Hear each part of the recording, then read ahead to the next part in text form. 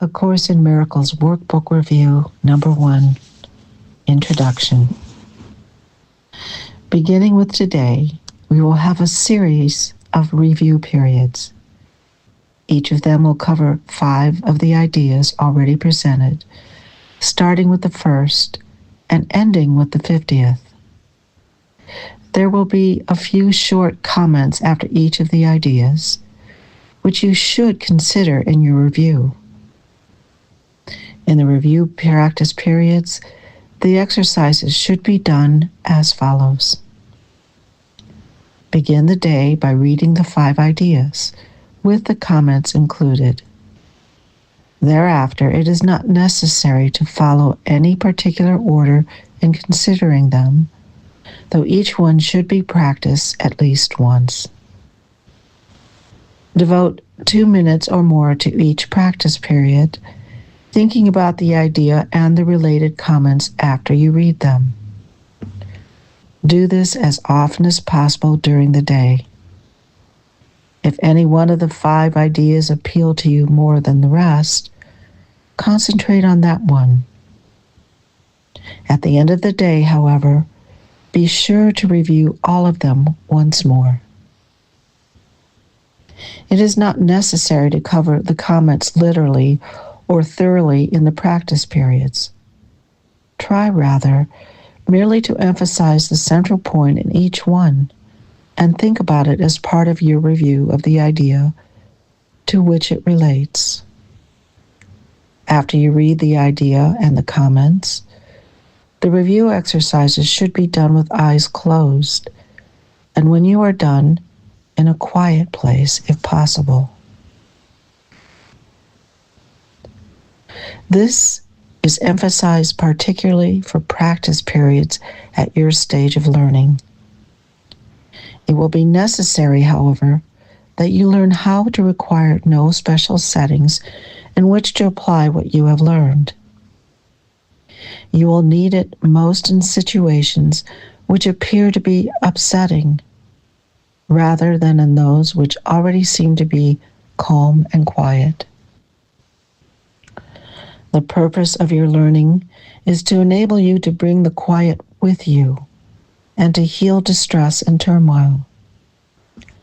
This is not done by avoiding them and seeking a haven of isolation for yourself. You will yet learn that peace is part of you and requires only that you be there to embrace any situation in which you see. And finally, you will learn that there is no limit to where you are, so that your peace is everywhere as you are.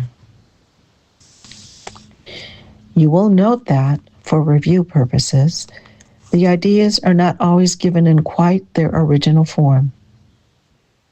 Use them as they are given here. It is not necessary to return to the original statements, nor to apply the ideas as was suggested then. We are now emphasizing the relationships among the first 50 of the ideas we have covered and the cohesiveness of the thought system to which they are leading you. A Course in Miracles Workbook Lesson Review 51. Nothing I see means anything. The reason this is so is that I see nothing, and nothing has no meaning. It is necessary that I recognize this, that I may learn to see. What I think I see now is taking the place of sight. I must let it go by realizing that it has no meaning, so that vision may take its place. Number 2. I have given what I see all the meaning it has for me. I have judged everything I look upon, and it is this and only this that I see. This is not vision.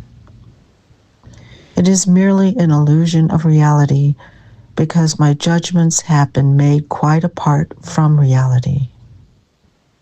I am willing to recognize the lack of validity in my judgments because I want to see. My judgments have hurt me, and I do not want to see according to them.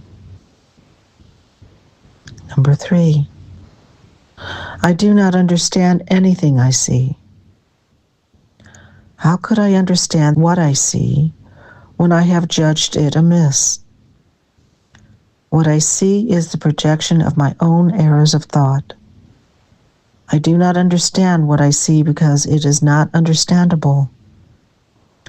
There is no sense in trying to understand it, but there is every reason to let it go and to make room for what can be seen and understood and loved.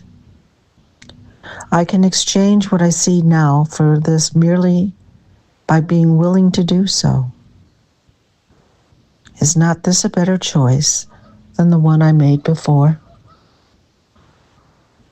Number 4, these thoughts do not mean anything. The thoughts of which I am aware do not mean anything because I am trying to think without God. What I call my thoughts are not my real thoughts. My real thoughts are the thoughts I think with God. I am not aware of them because I have made my thoughts to take their place. I am willing to recognize that my thoughts do not mean anything and to let them go. I choose to have them replaced by what they were intended to replace. My thoughts are meaningless, but all creation lies in the thoughts I think with God. Number 5, I am never upset for the reason I think. I am never upset for the reason I think because I am constantly trying to justify my thoughts. I am constantly trying to make them true and make all things my enemies so that my anger is justified and my attacks are warranted. I have not realized how much I have misused everything I see by assigning its role to it. I have done this to defend the thought system which has hurt me and which I no longer want.